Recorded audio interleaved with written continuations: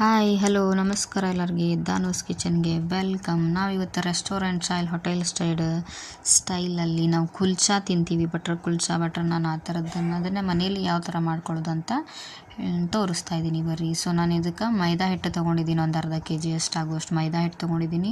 ಅದಕ್ಕೆ ಸ್ವಲ್ಪ ಉಪ್ಪನ್ನು ಸೇರಿಸ್ಕೊಂಡಿದ್ದೀನಿ ರೀ, ಒಂದು ಸ್ವಲ್ಪ ಸಕ್ಕರೆ ಸೇರಿಸ್ಕೊಂಡಿದ್ದೀನಿ. ಆಮೇಲೆ 1 ಕಪ್ ಆಗುವಷ್ಟು ನಾನು ಇದಕ್ಕೆ ಮೊಸರನ್ನು ಆ್ಯಡ್ ಮಾಡಿಕೊಂಡು ಸೊ ಇದನ್ನು ನಾದಿಟ್ಕೊಂಡಿದ್ದೀನಿ. ಸೊ ಇದನ್ನು ನೆನೆಸಿದ್ರು ಮಿನಿಮಮ್ 1 ಗಂಟೆ ನೆನೆಸ್ಬೇಕಾಗುತ್ತೆ.